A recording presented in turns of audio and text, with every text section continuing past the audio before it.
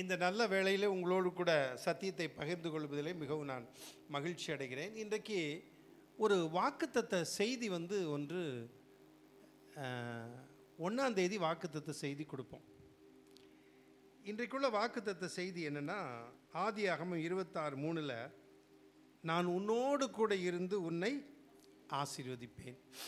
ஆண்டவர் நம்மளை ஆசீர்வதிக்கிறவர் மட்டுமல்ல, என்னோடு உங்களோடு கூட இருந்து என்ன செய்கிறாராம்?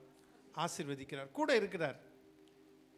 ஒரு வெறும் ஆசீர்வாதத்தை மட்டும் கொடுக்கறதில்ல, ஆண்டவர் நம்மோடு கூட இருந்து நம்ம என்ன செய்கிறார்? ஆசீர்வதிக்கிற தேவனாக இருக்கிறார். உங்களோடு கூட இருந்து உங்களை ஆசீர்வதிக்கிற தேவனாக இருக்கிறார். கடந்த 11 மாதங்கள் ஆண்டவர் ஆச்சரியமாய் நடத்தினார். இப்போ தான் கிறிஸ்மஸ் கொண்டாடணும், இப்போ தான் புது வருஷம் கொண்டாடணும், அதுக்குள்ளே கிறிஸ்மஸ் வரப்போகுது, புது வருஷம் வரப்போகுது. வயசு வேறு போயிட்டே இருக்குது நமக்கு. இல்லை இல்லை கொஞ்சம் 2-3 வருஷத்துக்கு முந்தி பார்த்தவங்க இப்போ கொஞ்சம் பலவீனமாக இருக்காங்க. ஏன் அப்படின்னா வயசாயிடுச்சுங்க அப்படிங்கிறாங்க. ஓடுது, ஆயுசு நாட்கள் ஆண்டவர் கூட்டி கொடுக்குறார், கூட்டி கொடுப்பார், நல்லது. ஆனால் போயிட்டே ஓடிட்டே இருக்குல்ல, அஞ்சற்காரன் ஓட்டத்தை போல் போகிறது. உண்மையாகவே சீக்கிரம் வந்துருச்சு. இனி கிறிஸ்மஸ் வரப்போகுது, நியூ இயர் வரப்போகுது. ஆண்டவர் ஆச்சரியமாக 11 மாதம் நம்மளை அற்புதமாக வழி நடத்தினார். ஒன்றும் குறைவுபடவில்லையா? ஒரு வசனம் உண்டு, ஒன்றும் குறைவுபடவில்லை அப்படின்னு சொல்லப்பட்டிருக்கு. ஆக கர்த்தர் கூட இருந்து நம்மளை என்ன செய்கிறாரு? நான் உன்னோடு கூட இருந்து உன்னை ஆசீர்வதிப்பேன் அப்படின்னு கர்த்தர் சொல்கிறார். கர்த்தருக்கு ஸ்தோத்திரம். ஆண்டவருடைய வார்த்தை சொல்லுகிறது. சரி, நம்ம செய்திக்கு நேராக நாம் கடந்து வருவோம். இன்றைக்கி நான் உங்களோடு கூட பகிர்ந்து கொள்ளக்கூடிய செய்தி திருவிருந்தாராத சீக்கிரமாக முடிக்கணும், சீக்கிரம் நான் முடிக்கிறேன். இன்றைக்கு உங்களோடு கூட பகிர்ந்து கொள்ளக்கூடிய செய்தி ஒரு பெண். அந்த பெண்ணினுடைய பெயர் லிடியா. அந்த பெண்ணினுடைய பெயர் என்ன? லிடியா. என் மூத்த மருமகளுடைய பெயர் லிடியா. லிடியா அப்படிங்கிற அந்த பெண்ணை குறித்து தான் உங்கள் மத்தியில் இன்றைக்கு நான் செய்தியாக பகிர்ந்து கொள்ளுகிறேன். லிடியா அப்படின்னா லீதியாள். தமிழில் லீதியாள் அப்படின்னா பிறப்புகள் என்று ஒரு பொருள் உண்டு. லிதியா, லீதியாள் தமிழில் இல்லை, லீதியாள், லிடியா, பிறப்புகள் என்று ஒரு பொருள் உண்டு. அடுத்தது வளைந்து கொடுக்கிற. எப்படிங்க? வளைந்து கொடுக்கிற. அடுத்தது லீதியா ஊராள். அந்த லீதியாங்கிறது ஒரு ஊர் என்று சொல்லப்பட்டிருக்கிறது. அந்த லீதியா என்கிற ஊர் என்று சொல்லப்பட்டிருக்கிறது. இப்படி சில அர்த்தங்கள் லிதியாள் அல்லது லீதியாள் என்ற பெயருக்கு அர்த்தம். பிறப்புகள் வளைந்து கொடுக்கிற. உண்மையாகவே ஒரு பெரிய காரியம்தான் வளைந்து கொடுக்கிற. இல்லை, நம்ம வளைஞ்சு கொடுக்க மாட்டோம் பார்த்தீங்களா? குடும்பத்தில் ஏதாவது கொஞ்சம் வளைஞ்சு கொடுப்போமா? இல்லை, மற்றவங்கள தான் வளைய வைப்போம், நாங்கள் வளைஞ்சு கொடுக்க மாட்டோம் அப்படின்னு சொல்கிறோம்ல. இப்போ வளைந்து கொடுக்கிற அப்படிங்கிற ஒரு பொருள் லிதியாள் என்றால். உண்மையாகவே சிலர் இந்த பேருக்கு பொருத்தமாகவே நடந்து கொள்வார்கள். அது எனக்கு ரொம்ப சந்தோஷம். உண்மையாகவே இல்லை, சிலர் பேர் வச்சுருப்பாங்க. ஒரு தடவை நான் வண்டியில் போயிட்டுருக்கும்போது நைட்டில் திடீர்னு தண்ணி போட்டு குறுக்க ஒருத்தர் நின்றுக்கிட்டு, ஃபாதர், சண்டைக்கெல்லாம் வரல, நில்லுங்க ஃபாதர் அப்படின்னு. வந்தவங்களாம் நின்றுட்டானுங்க. அப்புறம் நீங்களாம் போங்கன்னு டிராஃபிக் போலீஸ் மாதிரி போக சொல்லிட்டு பயங்கரமாக நிறுத்திட்டேன். அப்படி அவங்க மனைவிகிட்ட ஒரு நாள் நான் கேட்குறேன், பேர் என்ன? மீன் விற்கிறவங்க, தனம்மா, தனம் உங்களுக்கு தெரியுமில்ல, அந்த மீன் விற்கிறவங்க, அவங்கள்ட்ட கேட்குறேன், உங்கள் வீட்டுக்காரர் பேர் என்னன்னு கேட்டேன். அவர் பேர் பரலோகங்க. என்னங்க சொல்லுங்கம்மா, என்ன பேர்? அவர் பேர் பரலோகம். பரலோகமா? பரலோகம் போயிருப்பாரு நம்ம தெரியல, நம்ம தெரியல. இல்லை, பேருக்கும் ஆளுக்கும் பொருத்தம் இல்லாமல் இருக்கும். அவர் பேர் பரலோகம். எத்தனை பேருக்கு தெரியும் தெரியல, நான் கேட்டது. சிலர் பார்த்திங்கன்னா கோயில் பிள்ளைன்னு வச்சுருப்பார் பேர். ஊர் பக்கம் எல்லாம் வச்சுருப்பார் கோயில் பிள்ளை. ஒரு நாள் கூட கோயிலுக்கு போக மாட்டார். 3 தடவை பிறந்தது குழந்தைக்கு பேர் வைக்கும் பொழுது அல்லது ஞானஸ்தானம் போவாங்க, 2வது கல்யாணத்துக்கு போய் ஆகணும், 3வது போவார், பட்டு ஆராதனையில் கலந்து கொள்ள முடியாது, டெத்தான பிறகு கொண்டு வச்சிருக்கோம் இல்லை, அப்படி போவாங்க. பேர் என்னங்க? கோயில் பிள்ளை. சுவிசேஷமுத்துன்னு வச்சுருப்பாங்க. நல்லா பேர் சொல்லு, எனக்கு தெரிஞ்ச பேர் தான் சொல்கிறேன்லாம், நீங்கள் எதுவும் நினைக்காதீங்க. அது சுவிசேஷமுத்து. என்னைக்காவது சுவிசேஷ கூட்டத்துக்கு போவாரா? நமக்கு வேலை இல்லை, என்னாலலாம் முடியாது. சுவிசேஷமுத்து கோயில் பிள்ளையும் போக மாட்டார் கோயிலுக்கு. சுவிசேஷமுத்து சுவிசேஷமும் கேட்க மாட்டார். ஜெபராஜன் பேர் இருக்கும், நல்ல பேர். ஜெபராஜ் நல்ல பேர். ஜெபிக்கிறோம், என்னக்கா ஜெபிக்கிறதுக்கு நேரமே இல்லைங்க. பேர் என்னங்க? ஜெபராஜ். இப்போ பேருக்கும் ஆளுக்கும் பொருத்தம் இல்லாமல் இருக்கும் இல்லை? ஏதாவது பொருத்தம் இருக்கா? இல்லை. என் பேருக்கு எனக்குமே பொருத்தம் இல்லை. என் பேர் பாஸ்கரன். ஒருத்தர் விளக்கம் முந்தி, ரொம்ப வருஷத்துக்கு முந்தி, பாஸ்கரன்னா என்னன்னா சூரியன் அப்படின்னாங்க. நான் சூரியன் மாதிரி இல்லை, நிலா மாதிரியும் இல்லை. ஆனால் என் பேர் என்ன? சூரியன். பாஸ்கரன்னா சூரியனா. சரி, போகட்டும். பொருத்தம் இல்லாமல் வைப்பாங்க. ஆனால் அந்த லிதியா, இந்த வார்த்தை எனக்கு ரொம்ப பிடிச்சிருக்கு. வளைந்து கொடுக்கிற, என்ன வளைந்து கொடுக்கிற லீதியா. ஊராள். லீதியாங்கிற ஒரு ஊரா, அப்படி பொருள். ரைட். இதை குறித்து தான் இன்றைக்கு நம்ம பார்க்க போகிறோம், லிதியாவை குறித்து. வாசிப்போம்.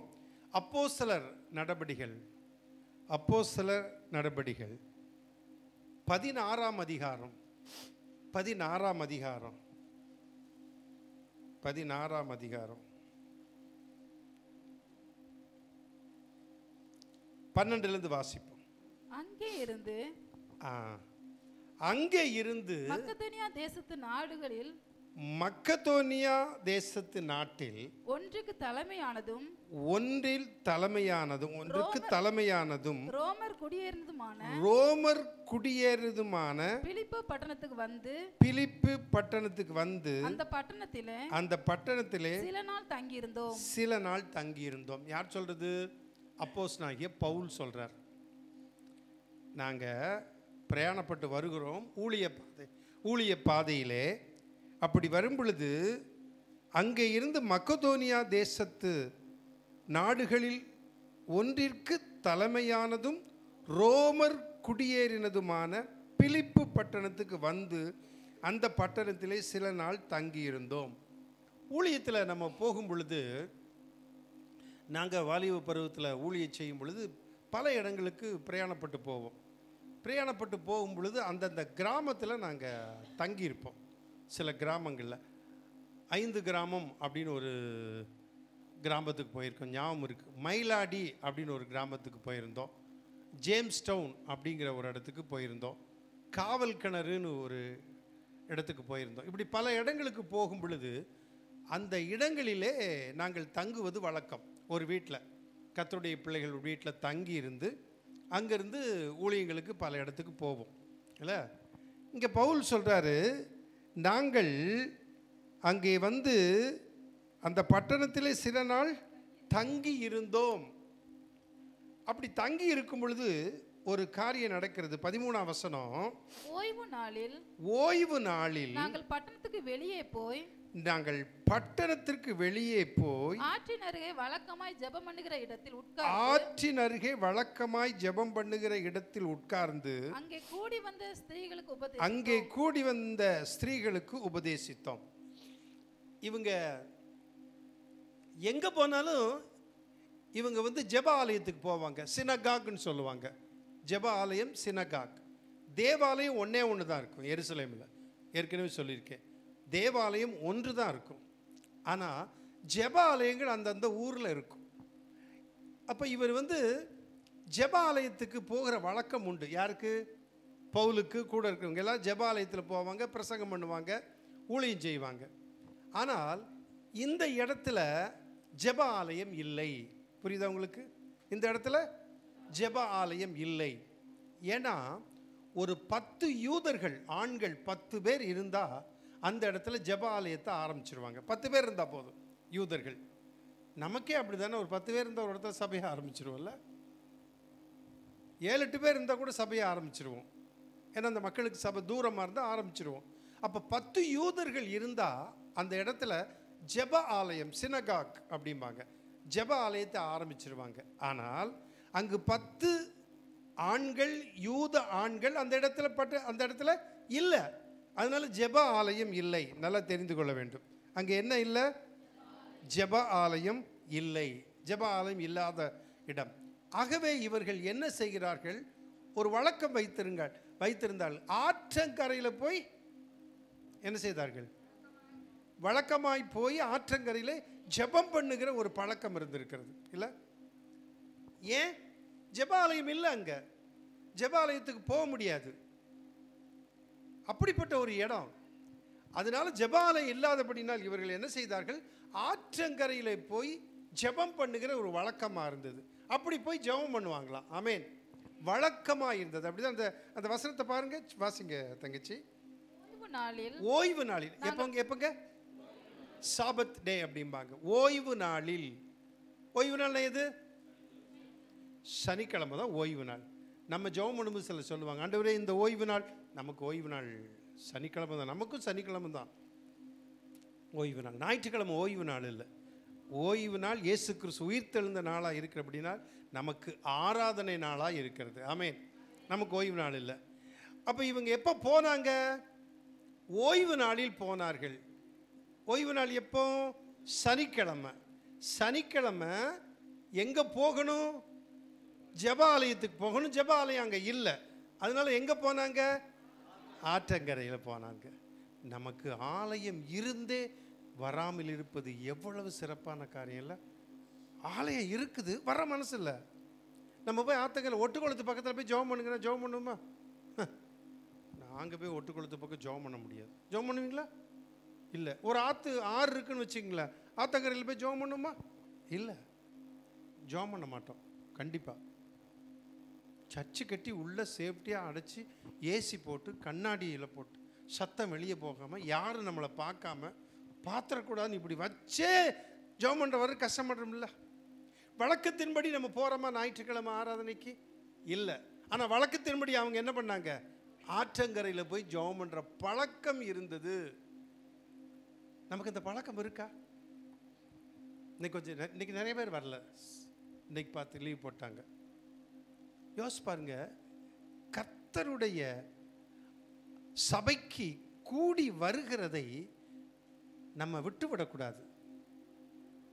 சபைக்கு வரணும், ஆராதிக்கணும்.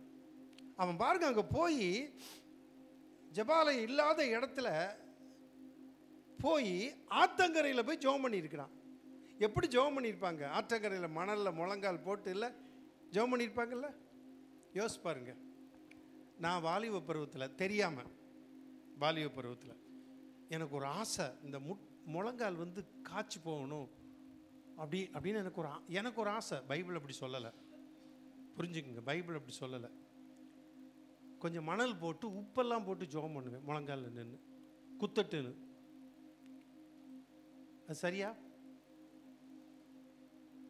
சரியான்னு கேட்க சரியில்லை. அது ஏன்? எனக்காக நான் ஜெபம் பண்ணேன். அப்படி போட்டு அப்படி முழங்கால் போட்டோன்னே ஐயோ உப்பு போட்டு மணல் போட்டு ஜெபம் பண்ணுறார் ஊழிக்கார். அது தவறான காரியம். எப்படிங்க? தவறான காரியம். அப்படி ஆண்டவர் சொல்லலை. என் உடம்ப வருத்துனே அப்படின்னாலே அது அந்நிய காரியமாக போயிடும் இல்லை? சாட்டையில் அடிச்சுட்டு ஒருத்தன் ப்ரேயர் பண்ண ஆண்டவர் கேட்பாரா? கேட்க மாட்டார். ஆனால் எனக்கு ஒரு ஆசை. அப்படி ஒரு எனக்கு சொல்லிக் கொடுக்குறக்கு ஆள் இல்லை. 40 நாள் உபவாசம் இருந்தேன். கண்டிப்பாக 40 நாள் உபவாசம் இருக்குமா?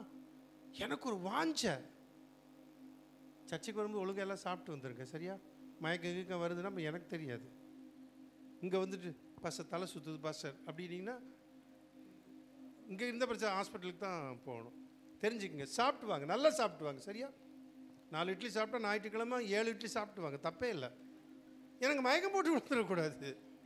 நீங்கள் தனியாக ஜெபிச்சோம்னா அது நீங்கள் வீட்டில் தனியாக முழங்கால் நின்று ஜெபம் பண்ணுங்க.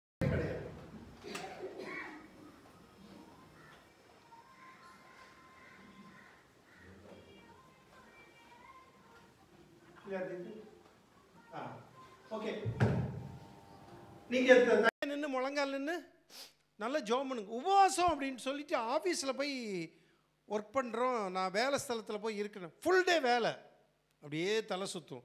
வேண்டாம். உபவாசம்னு இருந்தால் வீட்டில் இருந்து நீங்கள் அன்னைக்கு 2 மணி நேரம் அல்ல ஹாஃப் டே ஜெபம் பண்ணுங்க. சர்ச்சில் உபவாசம் இருந்து வந்து ஜெபம் பண்ணுன்னா சனிக்கிழமை வந்து ஜெபம் பண்ணுங்க. சரியா? சரி. இப்போ இந்த ஜெபிக்கிற வழக்கம், உங்களுக்கு இந்த ஜெபிக்கிற வழக்கம், ஒரு சரியாக ஆத்தங்கரையில் ஒரு குறிப்பிட்ட இடத்துல ஜெபம் பண்ணுறாங்க. நல்லா கவனிங்க. நீங்கள் வீட்டில் ஒரு குறிப்பிட்ட இடத்துல ஜெபம் பண்ணுவீங்களா? சிலச்சு நமக்கு அப்படிப்பட்ட வீடு இல்லை இங்கே பாஸ்டர்ம்பீங்க.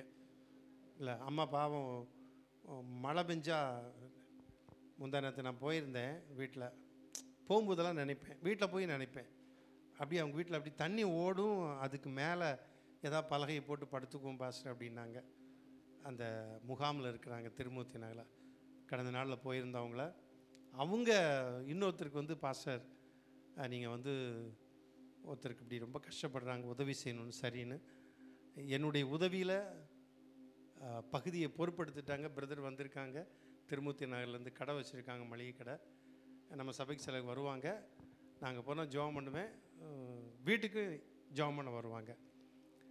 அவங்க வந்து இன்றைக்கி சர்ச்சுக்கு வந்திருக்காங்க. நான் எதிர்பார்க்கவே இல்லை. ஊருக்கு போகிறேன், என்ன திருநெல்வேலி போகிறேன் பாஸ்டர் அப்படின்னு கரெக்டாக வந்தீங்கன்னு ஜெபம் பண்ணி அனுப்புனேன். இன்றைக்கி சர்ச்சுக்கு வந்தது அவங்கள பார்க்கும்போது ரொம்ப சந்தோஷம். அவங்களும் உதவி செய்தாங்க.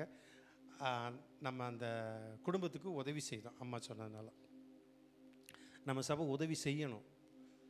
நம்ம வந்து பைபிள் காலேஜ் நடத்துகிறதெல்லாம் அது ஒரு பக்கம் இருக்கட்டு, நம்ம என்ன செய்யணும்?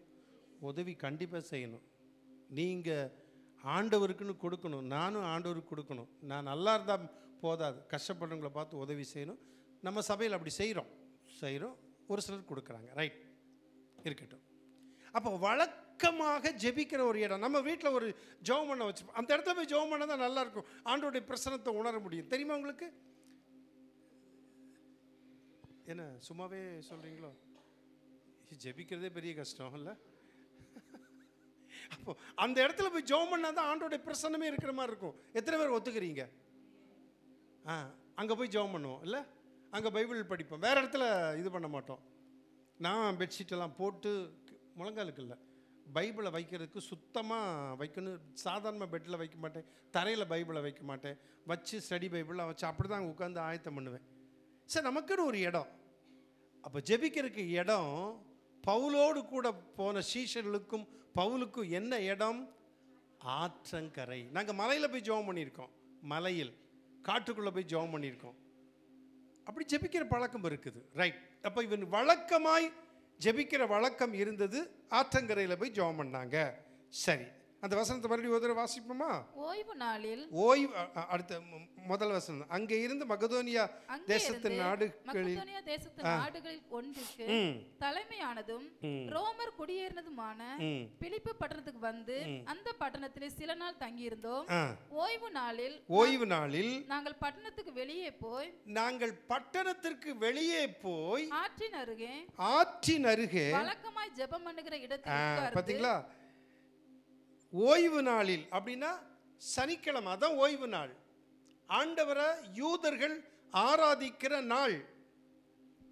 ஓய்வு நாளை பரிசுத்தமாய் ஆசரிப்பாயாக என்று சொன்ன கட்டளையின்படி யூதர்கள் ஓய்வு நாளிலே ஆண்டவரை ஆராதிப்பார்கள்.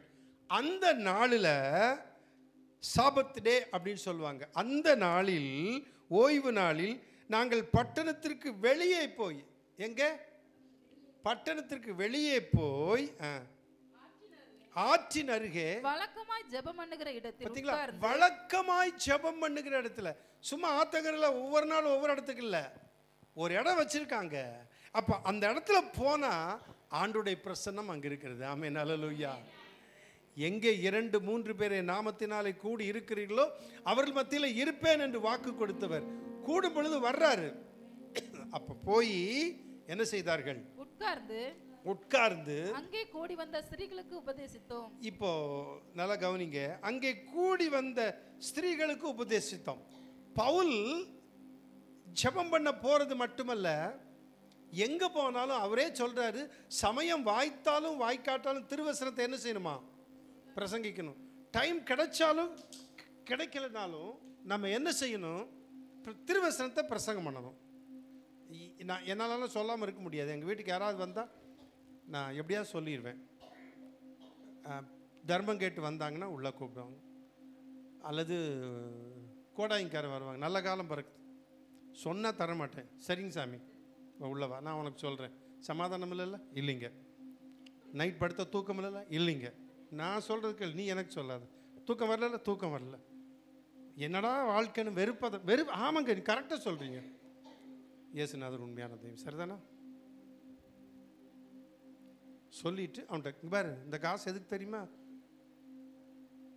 இயேசுநாதர் பேரில் உனக்கு கொடுக்குறேன். சரிங்க, இங்கே வந்தால் இனிமேல் என்ன செய்யக்கூடாது? சொல்லக்கூடாது. எங்கள் வீட்டுக்கு தான் சொல்ல மாட்டான். ஒரு அம்மா இருக்காங்க, அவங்க தெரியாமல் ஒரு தடவை நல்லா இருக்கும் ஏமா சொன்னேன்ல, சரிங்க எனக்கு தெரியாமல் சொல்லிட்டேனுங்க, ஆனால் காசு கொடுப்பேன் ஆண்டவரை சொல்லி. சமயம் வாய்த்தாலும் வாய்க்காட்ட என்ன செய்யணும்? திருவசனத்தை நம்ம சொல்லணும். பவுல் அதை செய்தார். அங்கே என்ன பண்ணாங்க, சில பெண்கள் கூடி வந்திருக்காங்க. ஏன்னா 10 ஆண்கள் இருந்தால் தான் சினகாக்கு யூதருடைய ஜபாலயம் வச்சுருப்பாங்களே. இல்லையே, ஆண்கள் இல்லையே, 10 பேர், 10 யூதன் இல்லை ஆண். சில பெண்கள் இருந்தாங்க. அங்கே வந்து ஆத்தங்கரைக்கு வந்திருக்காங்க. எதுக்கு வந்தாங்க? துவைக்கிறதுக்கு வந்தாங்களா என்னமோ தெரியல. இல்லை, அவங்கள்ட்ட தான் கேட்கணும். சரி, வாசிங்க அதே வசந்த மறுபடியும் வாசிங்க. ஓய்வு நாளில் நாங்கள் பட்டணத்துக்கு வெளியே போய் ஆற்றின் அருகே வழக்கமாய் ஜெபம் பண்ணுகிற இடத்தில் உட்கார்ந்து அங்கே கூடி வந்த ஸ்திரீகளுக்கு உபதேசித்தோம். பிரைஸ் தி லார்ட், ஹல்லேலூயா. அங்க பெண்கள் கூடி வந்திருக்காங்க. எப்பவுமே சர்ச்சுக்கு கூட்டம் வர்ற மாதிரி சுவிசேஷ கூட்டத்திலையும் பாருங்கள், யார் தான் கூட்டம் ஜாஸ்தி? பெண்கள் தான் கூட்டம். நாங்கள் இந்த காலையில் மெக்கோஃபோன்னு தகரத்தில் மெக்கோஃபோனை வச்சு சொல்லுவோம், ஏசு நேசிக்கிறார் அப்படின்னு காலையில் அதிகாலையில் போய் சொல்லுவோம். அப்போ என் கூட இன்னொரு பாஸ்டர் தன்ராஜ் பாஸ்டர், அவங்க என் கூட 2-3 தம்பி ஜேக்கப் பாஸ்டர், அவங்களாம் சின்ன பையங்க அப்போ கூட வருவாங்க. நாங்கள் காலையில் வசனம் சொல்லிட்டே போவோம். டக்குன்னு ஒரு இடத்துல நிற்போம், வரிசையாக வீடு இருக்கும். பெண்கள் வெளியே வந்து என்ன பண்ணுவாங்க? வாசல் தொளிச்சு என்ன பண்ணுவாங்க? கோலம் போடுவாங்க. நாங்கள் அந்த ஓலம் போட்டது மாதிரி நாங்கள் என்ன பண்ணுவோம், ஒரு ஓரத்துலேருந்து சத்தம் போடுவோம், இயேசுக்குள்ள நேசிக்கிறான். அவங்க இந்த கோலம் போட்டுகிட்டே அப்படி அதை போட்டு அப்படி வச்சு கேட்பாங்க. பார்த்தீங்களா? யார்? பெண்கள். ஆம்பளைகள் இருக்கிற இடத்துல ஒருத்தன் ஓடி வந்து, ஐயா தூங்க வேண்டாமான்னு திட்டான். அவன் சொன்னது நியாயம்தான். மில்லுக்கு போயிட்டு வந்து நாங்கள் தூக்கமெல்லாம் தூங்கிட்டு இருக்கோம், சத்தம் போட்டிருக்கீங்களா ஏன்னா அவன் சொன்னான். ஆனால் பெண்கள் அப்படி இருந்தாலும் என்ன பண்ண மாட்டாங்க? சத்தம் போட மாட்டாங்க. நல்லவங்க சத்தம் போட்டால் தாங்க முடியாது, அது வேற. ஆனால் சத்தம் போட மாட்டாங்க. அதுதான் நான் சொல்கிறேன். இந்த பெண்களை பார்த்தோன்னே இவருக்கு பவுலுக்கு சரி சுவிசேஷம் சொல்லணும் அப்படின்னு சொல்லி அவர்களுக்கு என்ன பண்ணாங்களா? டீச் பண்ணாங்களா, உபதேசம் பண்ணினார்கள்.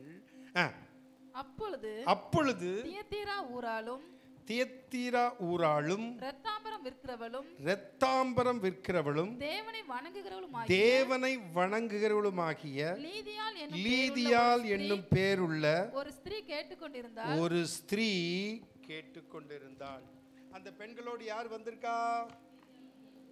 லீதியாள் அப்படிங்கிற பெண் வந்திருக்கா. கவனிங்க. அப்பொழுது தியத்தீரா ஊரல், அவ எங்கிருந்து வந்தா, அவ தொழில் என்ன, அவளுடைய பிஸ்னஸ் என்ன, அவ பேர் என்ன அப்படின்னு வேதத்தில் எழுதப்பட்டிருக்கிறது. அப்பொழுது தியத்தீரா ஊராலும் இரத்தாம்பரம் விற்கிறவரும் தேவனை வணங்குகிறவரும் ஆகிய லீதியாள் என்னும் பேருள்ள ஒரு ஸ்திரீ கேட்டுக்கொண்டிருந்தாள். பெண்களோடு சேர்ந்து ஒரு பெண் வந்தா. அந்த பெண்ணை மட்டும் ஆண்டவர் குறிப்பிடுகிறார், பரிசுத்த ஆவியானவர். பரிசுத்த வேதாகமத்தில் லூக்கா அப்போஸ்தலர் நடபடிகளை எழுதுனது லூக்கா எழுதும் பொழுது அதை மென்ஷன் பண்றார். லீதியாள் என்கிற பெண்ணும் அந்த பெண்களோடு இருந்தாள். அவள் தியத்தீரா ஊராளும் இரத்தாம்பரம் விற்கிறவள். நல்லா கவனிங்க. நான் லீதியாளை பற்றி ஆராய்ச்சி பண்ணேன். இவ என்ன எந்த பெண்ணாக இருக்கும் அப்படின்னு சொல்லி ஒரு டிக்ஷனரி, ஒரு கண்கார்டன்ஸ், ஒரு டிக்ஷனரி ஒன்றில் போட்டிருக்கு அவள் யூத பெண்ணாக இருக்கும்னு, ஒன்றில் இல்லைன்னு போட்டிருக்கு. அப்போ நான் எதை பிரசங்கம் பண்ணுறது? எனக்கு இப்படி கிடைக்கலன்னா உடனே பார்ப்பேன்.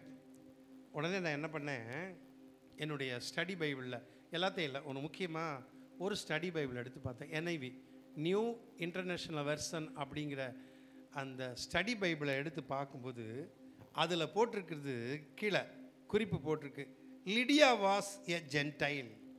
எப்படிங்க? லிடியா வாஸ் எ ஜென்டைல் அப்படின்னா என்ன?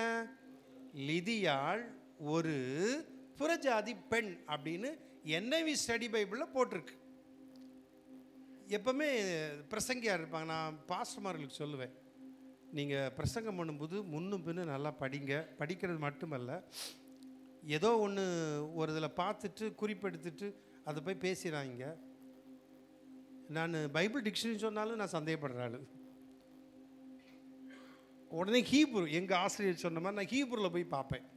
இது என்னுடைய பழக்கம். என்னடா பாஸ்டர், நல்லா தெரிஞ்சுக்குங்க, பிரசங்கத்தை அவசரப்பட்டு பண்ணிட முடியாது இல்லையா? அது நான் சொல்லிக் கொடுப்பேன் எல்லாருக்கும்.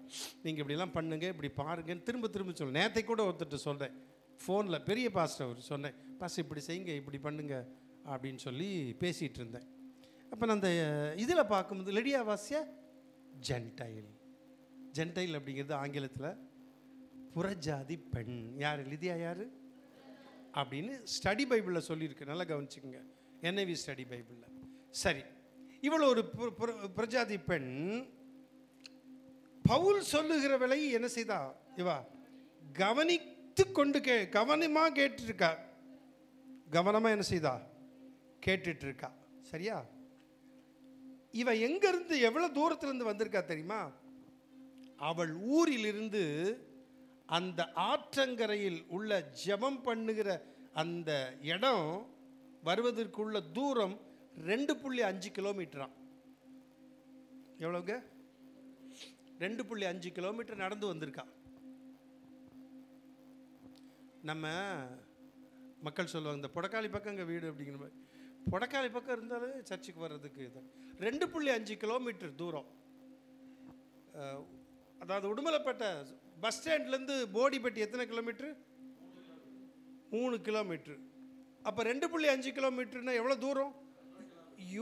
யூனியன் ஆஃபீஸுக்கும் கொஞ்சம் அந்த பக்கமே போயிடும் இல்லை? கிட்டத்தட்ட அங்கே போயிடும். அந்த இளைமுத்தூர் புரிவு அந்த பெட்ரோல் பங்க் வரைக்கும் வச்சுக்கோமே, 2.5 கிலோமீட்டர் இவன் நடந்து போயிருக்கா. பஸ் ஸ்டாண்ட்லேருந்து தூரத்தை பார்த்துக்குங்க. யாரு?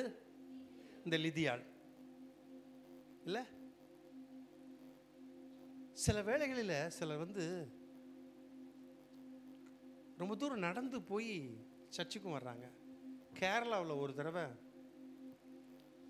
ஒரு ஜெபக்கூட்டத்துக்கு போயிருந்தாங்க. கொடையை இக்கத்தில் வச்சுட்டு அந்த பாஸ்டர் வேட்டி கட்டியிருப்பார், ஜிப்பா போட்டிருப்பார். போகிறார் முன்னால். நான் கேட்குறேன், பாஸ்டர் இடம் வந்தோ? இந்த இவட தொட்டை எடுத்து அப்படின்ட்டே போகிறாரு. பக்கம் தொட்டை எடுத்துகிற பக்கம் சொல்லிட்டு போயிட்டே இருக்கார். ஒரு வாய்க்காலை தாண்டுறோம், ஒரு ஆற்றை தாண்டுறோம், ஒரு வயலை தாண்டுறோம், வந்த பாடே இல்லை. இவிட எங்க நம்ம இவ்வளோ தூரமா? இவ்வளோ. அது அவங்களுக்கு நமக்குள்ள வித்தியாசம் இல்லை? குரியன், அந்த பாஸ்டர் பேர் குரியன், ரொம்ப நேசிப்பார் எங்களை. போய் ரொம்ப தூரம் கடைசியில் போனோன்னு வீட்டில் எங்களுக்கு வாலிப பருவம் தான் டயர்டாயிடுச்சு. மனுஷன் இப்படி கூட்டி என் கூட வந்து அந்த தம்பிகிட்ட சொல்கிறேன், தம்பி இப்படி கூப்பிட்டு வந்து. ஆமாண்ணா நானும் நினச்சேன், இவ்வளோ தூரம் சாதாரணம் நடக்கிறாங்களே. அவர் கூட நடக்க முடியல, கையை வீசிட்டு கொடையை இப்படி வச்சுட்டு இப்படி இப்படி நடந்து போகிறாரு. வாய்க்கால் தாண்டி, ஆற்றை தாண்டி, வயல்வெளி வரப்பெல்லாம் தாண்டி, அப்புறம் கொஞ்சம் காடு மாதிரி தூரமாக போய் அப்புறம் பார்த்தா வீடு. காடை தாண்டி தான் வீடு. அங்கே போய் ஜெப கூட்டம். நாங்கள் போகும்போதே டயர்ட் ஆகிட்டோம். கவனிங்க, அதான் ஆண்டோடைய பிள்ளைகளுக்கு. கேரளாவில் உள்ள கர்த்தருடைய பிள்ளைகள் சாதாரணமாக இல்லை. வயல்வெளி அங்கே இருப்போம், அங்கே நாங்கள் அங்கே வந்துடுவோம். வயலில் வேலை செஞ்சுட்டு இருப்பாங்க. பெண்கள்லாம் கையை உயர்த்தி அல்லே லூயாம்மாங்க. நாங்கள் போன உடனே நம்ம அங்கே வந்தோடனே, எங்கள் புதுசாக ஒரு ஊழியக்காரன் கதை அடைச்சிடு, இல்லைன்னு கேட்டுரு, இல்லைன்னு சொல்லிடு, இல்லை உபசரிக்கிறது. அவங்கள மாதிரி யாருமே இருக்க மாட்டாங்க. அழுவாங்க போகும்போது, நாங்கள் திரும்பி போகும்போது அழுவாங்க. சரி, எதுக்கு சொல்கிறேன்னா, அவ்வளோ தூரம் நடந்து போவாங்க. நம்ம சர்ச்சுக்கு வர்றதுக்கு எவ்வளோ கஷ்டப்படுறோம்ல. தெரியாமல் கொஞ்சம் தூரம் நடக்க வச்சுட்டா அவ்வளோதான். எவ்வளோ தூரம் போகணும்? ஒரு அரை கிலோமீட்டரா? முடியாது. ஆனால் நம்ம எவ்வளோ தூரம் நடந்து வந்திருக்கா? 2.5, கிட்டத்தட்ட 2.5 கிலோமீட்டர் நடந்து போயிருக்கிறா. அந்த ஆற்றங்கரைக்கு, லிதியாள். சரி, இப்போ அவ என்ன வேலைன்னு போட்டிருக்கு கவனிங்க. இரத்தாம்பரம் விற்கிற வேலை. அதாவது அந்த இரத்தாம்பரம் அப்படிங்கிற அந்த அந்த ட்ரெஸ்ஸு காஸ்ட்லியானது, விலை உயர்ந்தது. லிதியாவில் நல்ல வசதி உள்ளவங்கன்னு சொல்கிறாங்க. லிதியா நல்ல வசதி உள்ள பெண் அப்படின்னு வேத பண்டிதர்களுடைய கருத்து. அதை நான் உள்ளே போய் நான் பார்க்கல. பட்டு நல்ல வசதி உள்ளவங்க. இரத்தாம்பரம் வாங்கிறது யாருன்னா ராஜாக்கள் வாங்குவாங்க. இந்த தனவந்தர்னு சொல்கிறாங்க பார்த்தீங்களா, பணக்காரங்கள், அவங்க தான் வாங்குவாங்க. அப்போது அது காஸ்ட்லியான ட்ரெஸ்ஸு. அது இந்த ஒரு கடல் நத்தமாக இருக்கும், அதுலேருந்து அந்த சாயத்தை எடுப்பாங்களா, அதான் இரத்தாம்பரம். அதை ரெண்டு விதமாக சொல்லப்பட்டிருக்கிறது. எப்படின்னா, ஒன்று செந்நிற ஆடைகள், ரெண்டாவது ஊதா நிற ஆடை. ஊதா நிறம், செந்நிறம், பர்பிள், ஊதா கலர். சரி, இது நல்லா கவனிங்க. இவ என்னவா இருந்திருக்கா? A dealer in purple cloth from the city of Thyatira. இவ டீலராக இருந்திருக்கா. அந்த செந்நிற ஆடை, அந்த பர்பிள் அந்த ஆடை, அதுக்கு டீலர் ஆய்வா. யாரு? லிதியாள். நம்ம பார்த்து சாதாரணமாக லிதியாள் இருக்கோம், பேரும் வச்சுருக்காங்க, நம்ம போயிடுறோம். ஆனால் அவள் அந்த காஸ்ட்லியான ட்ரெஸ்ஸை பிஸ்னஸ் பண்ணுறவா. ஞாயிற்றுக்கிழமை ஆறானிக்கு வரைக்கும் நம்ம என்ன சொல்கிறோம், சில வேளைகளில் கொஞ்சம் பிஸ்னஸ் இருந்ததுங்க. பிஸ்னஸ் போயிட்டு டயர்டாக இருந்து தூங்கிட்டோம். இவளுக்கு எவ்வளோ வேலை இருந்திருக்கும், வியாபாரம் இருந்திருக்கு. இவள் டீலரா, ரொம்ப அழகாக போட்டிருக்குது ஆங்கில பைபிளில், டீலரா. அவ்வளவு ஒரு பிஸ்னஸ் பண்ணுற பெண், வசதி உள்ள பெண், போய் ஆத்தங்கரையில் உட்காந்து அந்த ஊழியக்கார பிரசங்கம் பண்ணுற இடத்துல போய் உட்காந்து பிரசங்கத்தை கேட்கிறா. ஜென்டைல், ஒரு புரஜாதி பெண், கிறிஸ்துவை அறியாதவள். ஆனா வேதம் சொல்லுகிறது அவள் தேவனை வணங்குகிறவள். நல்லா கவனிங்க, நல்லா கவனிங்க. அந்த வசனம் சொல்லுகிறது, அந்த வசனம் வாசிங்க. அப்பொழுது தியத்தீரா ஊராலும் இரத்தாம்பரம் விற்கிறவளும், இரத்தாம்பரம் விற்கிறவள் இல்ல டீலர், அந்த ட்ரெஸ் வாங்கி விற்கிற அதனுடைய டீலர் சொல்லுவாங்க பார்த்தீங்களா, ஐயா அந்த இதுக்கு அவங்க தாங்க டீலர், டீலர்னு போட்டிருக்கு. தேவனை வணங்குகிறவளுமாகி, தேவனை வணங்குகிறவள். எப்படிங்க? நல்லா கவனிக்கணும் நீங்க. இவ யாரு? புறஜாதி. ஆனா யாரை வணங்குறா? உண்மையான ஒரே தேவனை வணங்குறா. Praise the Lord. கவனிங்க, அதுக்கு ஒரு ஆசிரியர் மேற்கோள் காட்டுறாரு, ஒரு வேத பண்டிதர் சொல்றாரு, இப்படி அநேகர் இருக்கிறாங்களா, ஜெபாலயத்திலும் இப்படிப்பட்டவங்க போவாங்களா, சிலர் விருத்த சேதனம் பண்ணி யூத மதத்திற்கு வந்துருவாங்க ஆண்கள், சிலர் விருத்த சேதனம் பண்ண மாட்டாங்க, வர மாட்டாங்க. ஆனா யாரை வணங்குவாங்க? உண்மையான ஒரே தேவனை வணங்குவாங்க. உள்ள போக முடியாது, ஒரு ஓரத்திலிருந்து இருப்பாங்க. இவள் யூத பெண் அல்ல, புறஜாதி என்று சொல்லப்படுகிறது. இவள் யாரை வணங்குகிறவள்? ஆங்கிலத்தில் நல்லா போட்டிருக்கு, வர்ஷிப் பண்றவளா, கர்த்தரை ஆராதிக்கிறவள், தேவனை ஆராதிக்கிறவளா, தேவனை வணங்குகிறவள். லிதியாள் சாதாரணமான ஆள் இல்ல, ஒரு பெரிய வியாபாரி, ஒரு டீலர், வசதி உள்ளவா, 2.5 கிலோமீட்டர் தூரம் நடந்து வர்றவள், தேவனுக்கென்று அவ எதையும் செய்யக்கூட தயாரா இருக்கிறவள். அப்படிப்பட்டவள் அவ எப்படிப்பட்ட? தேவனை வணங்குகிறவள். யாரு? கிறிஸ்துவை ஏற்றுக்கொள்ளாத, அறியாத ஒரு பெண், உண்மையான ஒரே தெய்வத்தை வணங்குகிறவள். பைபிள்ல ஒரு ஆள் ஞாபகப்படுத்தி பாருங்க, சொல்றீங்களான்னு பார்ப்போம்.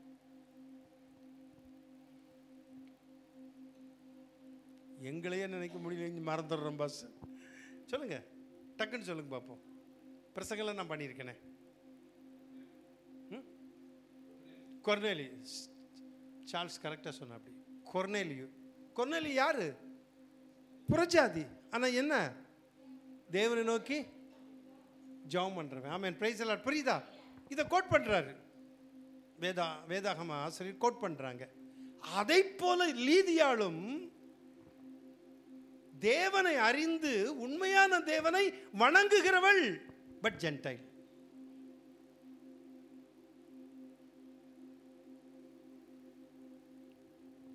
நம்ம நினைக்கிறோம் சிலர் கிறிஸ்தவர்கள் அல்லாதவன் சொல்றோம்,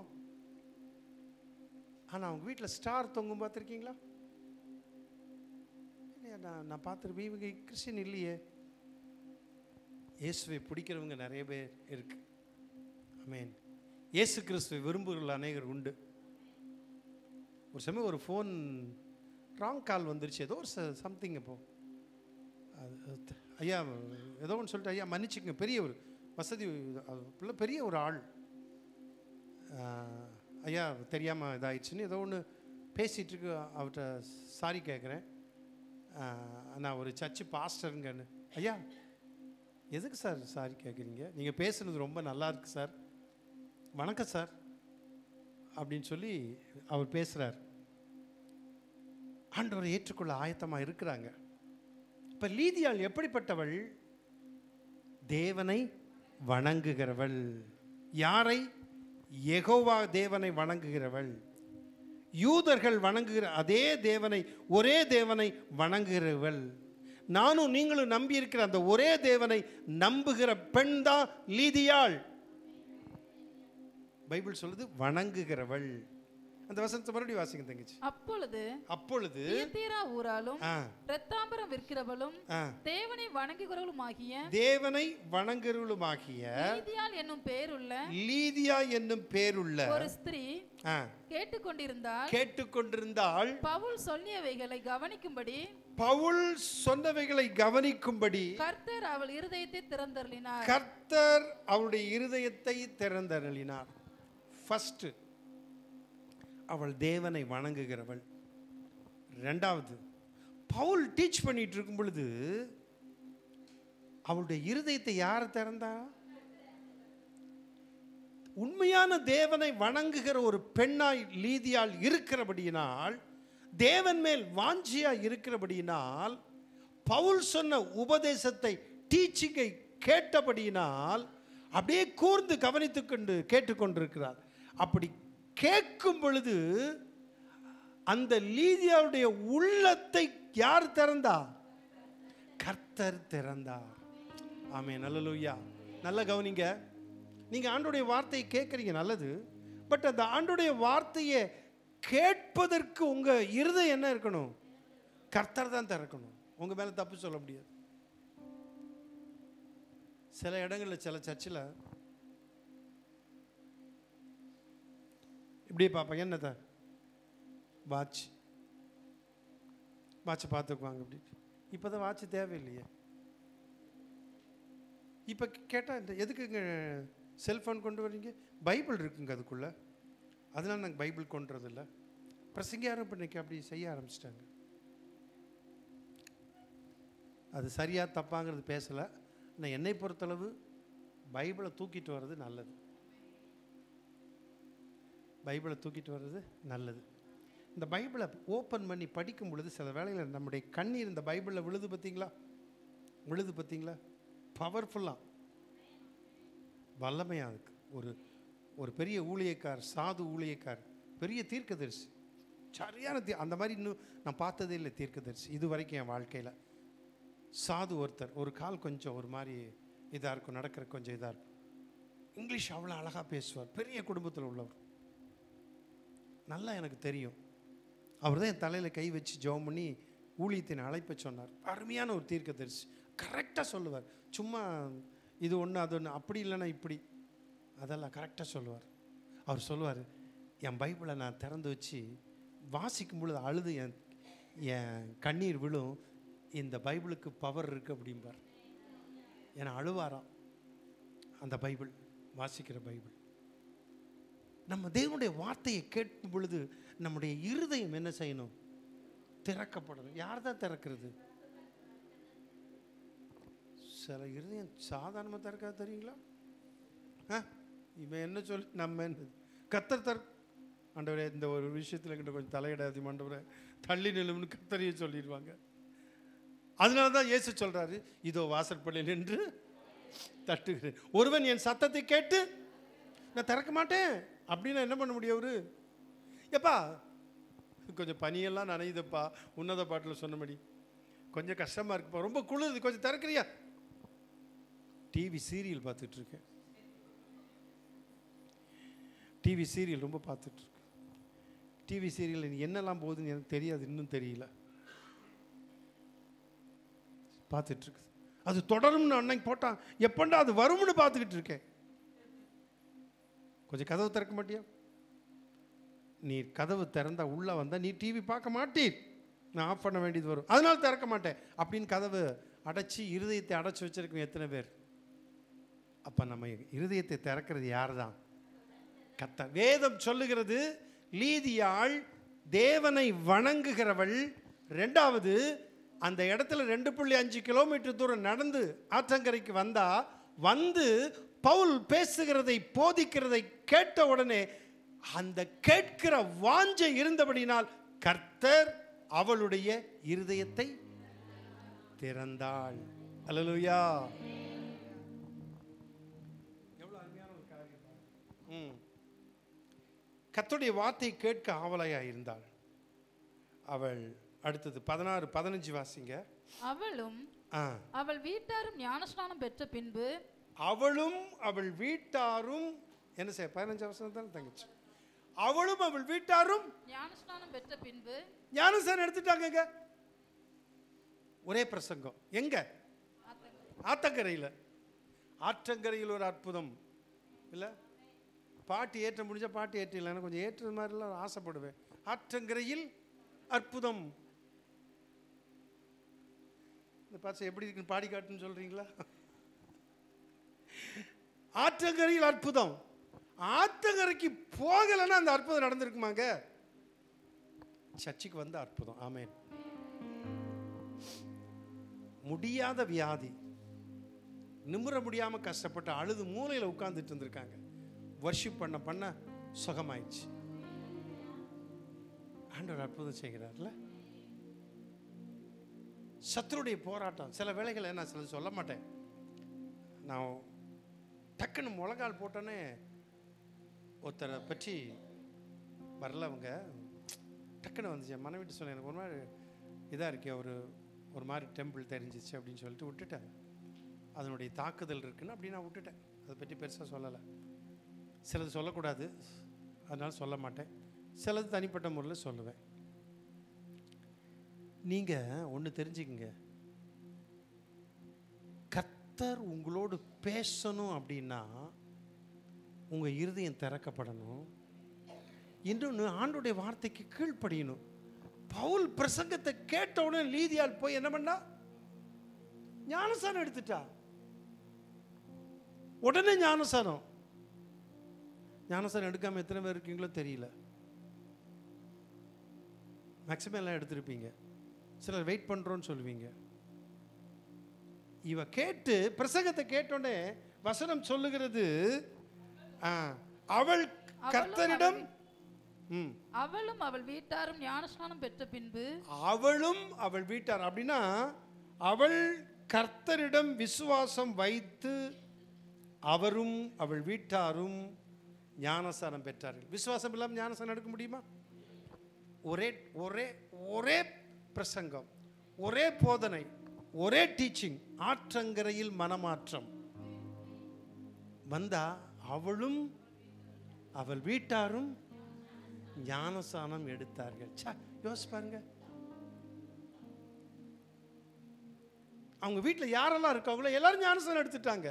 கர்த்தராகிய இயேசு கிறிஸ்து நீ விசுவாசி, அப்பொழுது நீ உன் வீட்டாரும் ரட்சிக்கப்படுவீர்கள். கொஞ்ச நாள் சர்ச்சுக்கு வாங்க, அதான் இல்லையே சர்ச்சங்க. ஜெப ஆலயத்துக்கு இல்லையே ஜெப ஆலயம். எங்க தான் போக முடியும்? ஆத்தங்கரைக்கு தானே போக முடியும். வேதம் சொல்லுகிறது, அவளும் அவள் வீட்டாரும் ஞானஸ்நானம் பெற்றார். அதுல விசுவாசம் வைத்தாள், கர்த்தருக்கு கீழ்ப்படிந்தார். இப்ப அவன் எப்படிப்பட்டவா? சொல்லுங்க, தேவனை வணங்குகிறவள். தேவனை வணங்குகிறவள். 2.5 கிலோமீட்டர் தூரம் ஆத்தங்கரைக்கு நடந்து போனவள்.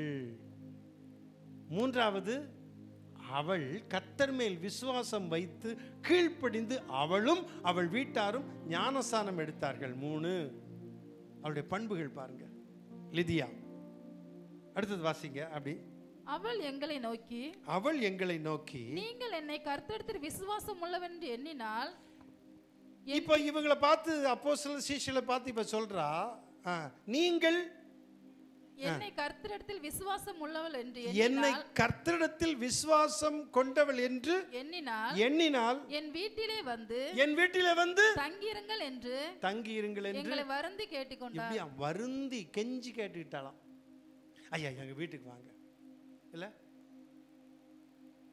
ஊழியக்காரரை உபசரிக்கிறதுல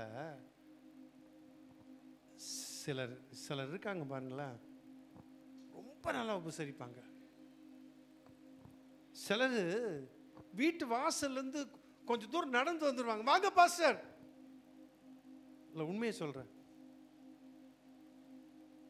இவ ஊழியக்காரர் எப்படி ரிசீவ் பண்ணி, எங்க வீட்டில் தங்கி இருங்க.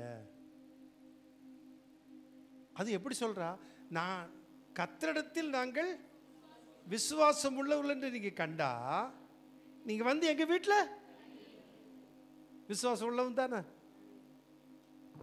கடைசியில் இவன் வீட்டுக்கா போனா, ஜெயிலுக்கு போனான். கவனிங்க, யாரு? பவுலு. இவ சொல்றா, எங்க வீட்டில் வந்து தங்கி இருங்கள். அதாவது ஊழியக்காரரை ஏற்றுக்கொள்ளும் குணமுடையவள், ஊழியக்காரரை உபசரிக்கும் குணமுடையவள், ஊழியக்காரர் தங்கள் வீட்டில் வந்து தங்க வேண்டும் என்று விரும்பினவள் லிதியாள். நம்ம கற்றுக்கொள்ளணும். எல்லா ஊழியக்காரரும் உள்ள விட்டுறக்கூடாது, அது வேற. ஆண்டவர் அதான் நம்ம இருதயத்தை திறக்கும் போது தான் தெரியும். சில பாஸ்டர் வந்து ஒரு தீர்க்க தரிசனம் சொன்னாருங்க. சார் என்ன பயங்கரமான தீர்க்க தரிசனங்க. இந்த பாருங்க, நான் ஒன்று சொல்றேன், உங்களோடு கர்த்தர் பேசுவார். ஆமென். வெளிப்படுத்துற ஒரு பக்கம் இருக்கட்டும், உங்களோடு பேசுவார். நமக்கு நானும் கர்த்தரும், நானும் வேதமும், நானும் என் திருச்சபையும், நானும் எங்கள் ஊழியக்காரர் குடும்பமும், நானும் எங்கள் முழு திருச்சபையினுடைய ஐக்கியமும். ஆமென். அல்லேலூயா. சரி, முடிஞ்சதாம்மா வசனம்? சரி, இப்போ எங்கள் வீட்டில் வந்து தங்கணும். கவனிங்க, இப்போ முடிக்கிறேன். இப்போ வீட்டில் வந்து தங்கியிருங்கள் என்று வருந்தி கேட்டுக்கொண்டாள், ஊழியக்காரர்களை ஏற்றுக்கொண்டாள், உபசரிக்கும் அந்த குணமுடையவள். ஆனால் அவங்க அந்த டைமில் சிறைச்சாலைக்கு போகக்கூடிய ஒரு சூழ்நிலை வந்துருச்சு ஊழியத்து நிமித்தம். அப்போஸ்தலர் 16:40 கடைசி வசனம் வாசிங்க பாருங்க. அந்தபடி அவர்கள் சிறைச்சாலையிலிருந்து புறப்பட்டு லீதியாள் இடத்திற்கு போய், எப்படி பாத்தீங்களா? இல்லை, நம்ம படிச்சிருக்கோம், சில சமயம் அது தெரியல. 40வது வசனம் கடைசி வசனம் சொல்லுகிறது, அந்தபடி அவர்கள் சிறைச்சாலையிலிருந்து புறப்பட்டு லீதியாள் இடத்திற்கு போய், நேரம் எங்க போனாங்க? என்ன அருமையான ஒரு பெண். எங்க சிறைச்சாலையிலிருந்து விடுதலை ஆனோடனே பவுலும் அவன் கூட உள்ள எல்லாரும் எங்க போனாங்களா? லீதியாள் வீட்டுக்கு போனாங்களா? வசனம் வாசிங்க தங்கச்சத. அந்தபடி அவர்கள் சிறைச்சாலையிலிருந்து புறப்பட்டு லீதியாள் இடத்தில் போய் சகோதரரை கண்டு அவர்களுக்கு ஆறுதல் சொல்லி போய்விட்டார்கள். எங்க போனாங்க? லீதியாள் வீட்டில். சில வேத பண்டிதருடைய கருத்து என்ன அப்படின்னா, நான் முடிக்கிறேன், என்ன அப்படின்னா, சின்ன ஆசியான்னு சொல்லுவாங்க பார்த்தியா, சிறிய ஆசியாவில் 7 சபைகள் இருந்தது இல்லை? நம்ம பார்க்குறோம் எங்க? வெளிப்படுத்தின விசேஷத்தில் 7 சபை. 1ஆம் அதிகாரம் வெளிப்படுத்தின விசேஷம் 1ஆம் அதிகாரத்தில் பார்த்தீங்கன்னா எத்தனை சபை? எபேசு சபை, சிமிர்னா சபை, அடுத்தது பெர்கமு சபை. போதும். என்னது? இவ எந்த ஊர்க்காரி? வேத பண்டிதருடைய கருத்து என்ன? டெஃபினட்டா இல்லை, ஷூரா சொல்றதுக்கு நமக்கு இல்லை, நானும் அழுத்தமாக சொல்றதுக்கு இல்லை. வேத பண்டிதருடைய கருத்து வெளிப்படுத்தின விசேஷத்தில் 7 சபை, எபேசு சபை, சிமிர்னா சபை, பெர்கமு சபை. அந்த 7 சபையில் என்ன சபை வருது? தியத்தீரா சபை வருது. இந்த தியத்தீரா ஊராளாகிய இந்த லிதியாவின் மூலம் அவளை கொண்டு அவள் ஆண்டவரை ஏற்றுக்கொண்டது நிமித்தம் அந்த தியத்தீரா சபை உருவாயிருக்கலாம் என்று வேத பண்டிதருடைய கருத்து. ஒரு அல்லேலூயா தான் சொல்லுங்களா. எனக்கு ரொம்ப ஆச்சரியமா இருந்துச்சு. சும்மா சாதாரண சின்ன செய்தி தான், ஒன்றும் பெருசு இல்லை. பட் அதுக்குள்ளே இருக்கிறது பார்த்தீங்களா? தியத்தீரா ஊராள். அவள் எந்த ஊர்? செய்தி நல்லா கவனிக்கணும் நீங்கள். தியத்தீரா ஊராள். அவள் நிமித்தம் சின்ன ஆசியாவில் உள்ள 7 சபையை குறித்து அப்போஸ்தலனாகிய யோவானுக்கு கர்த்தர் பத்மு தீவில் வெளிப்படுத்துகிறார். இல்லை, சின்ன ஒரு தீவு, பத்மு தீவு. 10 கிலோமீட்டர் நீளம், 6 கிலோமீட்டர் அகலம். அவ்வளோதான் பத்மு தீவு. 10 கிலோமீட்டர் நீளம், 6 கிலோமீட்டர் அகலம். அந்த பத்மு தீவில் இருக்கும் பொழுது கர்த்தர் வெளிப்படுத்துகிறார். 7 சபையை குறித்து வெளிப்படுத்துகிறார். அதில் எபேசு சபை, சிமிர்னா சபை, பெர்கமு சபை, அடுத்தது தியத்தீரா சபை அப்படின்னு வருது. அப்புறம் லவோதிகா சபை, இதெல்லாம் நம்ம பார்க்குறோம். கவனிங்க. அப்போ இந்த தியத்தீரா சபை உருவாவதற்கு தியத்தீரா ஊராளாகிய லிதியா ஒரு காரணமாக இருந்தாள் என்று நான் சொல்லலை, வேத பண்டிதருடைய கருத்து, பெரிய வேத ஆராய்ச்சியாளருடைய கருத்து. இருக்கலாம் அப்படின்னு ஒன்று இருக்கலாம், நானும் அது நினைக்கிறேன். எப்படிப்பட்ட ஒரு பெண் லிதியா? சாதாரணமாக நம்ம படிச்சுட்டு போயிடுறோம். அவருடைய பண்புகள் பார்த்தீங்களா? லிதியாவை போல நீங்கள் ஆம்பளையாக இருக்கலாம், பெண்களாக இருக்கலாம், உங்களையும் என்னையும் கர்த்தர் மாற்றணும். கர்த்தருடைய வார்த்தைக்கு கர்த்தர் என் இருதயத்தை திறக்கணும். அவள் தேவனை வணங்கினது போல நான் தேவனை வணங்கணும். அவள் கீழ்ப்படிந்து ஞானஸ்தானம் வீட்டாரோடு இருந்தது போல எடுத்தது போல நானும் என் வீட்டாருமோ வென்றால் கர்த்தரையே சேவிப்போம் என்று இருக்க வேண்டும். ஆமென், அல்லேலூயா. அப்படிப்பட்ட ஒரு அனுபவம் நமக்கு வேணும். ஊழியக்காரை ஏற்றுக்கொள்ளும் குணமுடையவள் மட்டுமல்ல, சிறைச்சாலிருந்து வந்தோடனே நேர லிதியா வீட்டுக்கு போகிறாங்க. லிடியா வீட்டுக்கு எப்படிப்பட்ட ஒரு தூய்மை நிறைந்த, பரிசுத்தமுள்ள, ஒழுக்கமுள்ள, சிறந்த, தேவனை வணங்குகிற பக்தி உள்ள அருமையான ஒரு பெண் லிதியாள். லிடியா. அவள் நிமித்தம் தியத்தீரா சபை உருவானதாம். என்ன ஒரு அருமையான காரியம். உங்களையும் என்னையும் கர்த்தர் அப்படியே மாற்றுவாராக. கர்த்தர் உங்களை ஆசீர்வதிப்பாராக. ஆமென். கரங்களை தட்டி கர்த்தரை மகிமைப்படுத்துவோம்.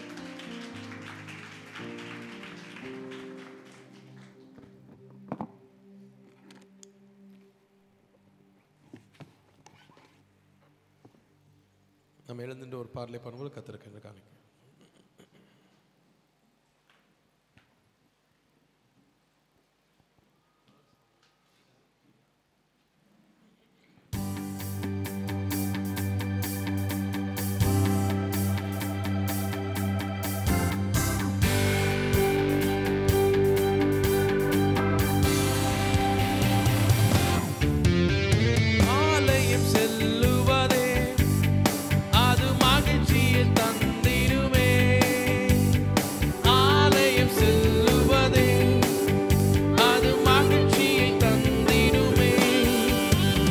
சபையுடனே உம்மை துதித்திடவே கிருபையும் கிடைத்திட்டதே. என் சபையுடனே உம்மை துதித்திடவே கிருபையும் கிடைத்திட்டதே. ஆராதிக்க வந்தோம், அன்பு கூற வந்தோம், யெகோவா தேவனையே. துதித்திட வந்தோம், தொழுதிட வந்தோம், தூயவரே சுவையே. ஆராதிக்க வந்தோம், அன்பு கூற வந்தோம் யெகோவா தேவனையே. துதித்திட வந்தோம் தொழுதிட வந்தோம் தூயவரே சுவையே. பலிகளை செலுத்திடவே ஜீவம் பலியாக மாறிடவே.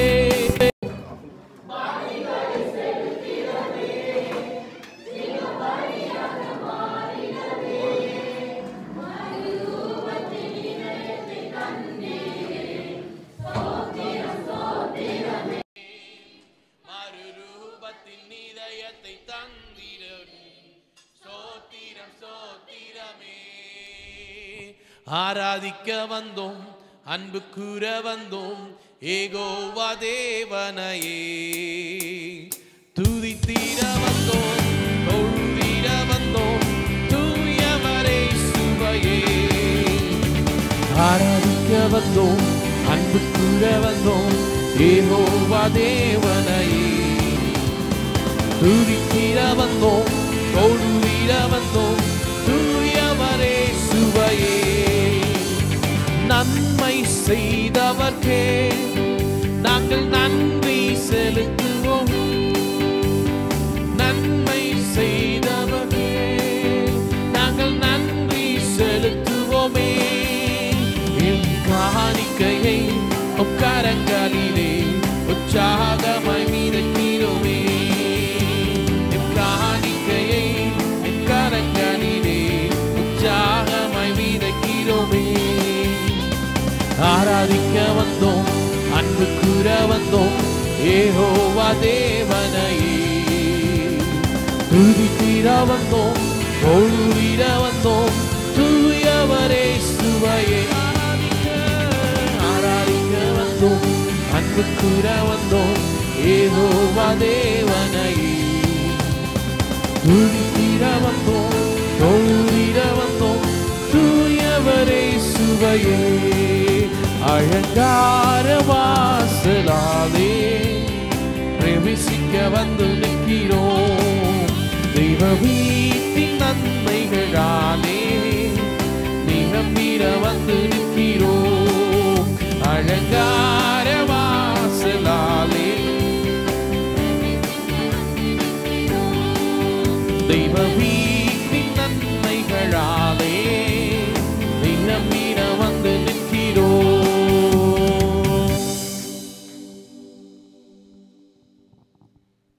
ஜெபிப்போம். பரிசுத்தமும் நீதியும் உள்ள எங்கள் அன்பின் பிதாவே, இந்த ஆசீர்வதிக்கப்பட்ட அருமையான மனமகிழ்ச்சியான நல்ல அந்த ஆராதனை நாளுக்காக நன்றியோடு கூட உம்மை துதிக்கிறோம், உம்மை ஸ்தோத்தரிக்கிறோம். உம்மை துதித்தோம், பாடினோம், ஆராதித்தோம், சங்கீதங்களை வாசிக்க கேட்டோம், சாட்சிகள் சொன்னதை கேட்டோம். கர்த்தருடைய வார்த்தையை லிடியாவை குறித்த ஒரு செய்தியை நாங்கள் கேட்டோம். எப்படிப்பட்ட ஒரு பெண், பரிசுத்தவாட்டி, தேவனுடைய பிள்ளை, தேவனை வணங்குகிறவள், கர்த்தரை விசுவாசித்தவள். ஆமாண்டவர், இதை நாங்கள் கேட்டோம். ஊழியக்காரை உபசரித்த ஒரு பெண், குடும்பமாய் ஞானஸ்தானம் பெற்ற பெண். அந்த பெண்ணைப் போல அப்படிப்பட்ட நற்பண்பு உடையவர்களாக, விசுவாசிகளாக, தேவனை வணங்குகிறவர்களாக, ஊழியக்காரரை உண்மையாய் உபசரிக்கிறவர்களாக, ஆண்டவரே கர்த்தரால் பிரியமான பிள்ளை என்ற பெயர் பெறத்தக்கதாக உம்முடைய பிள்ளைகள் சாட்சியாய் வாழ உதவி செய்வீராக.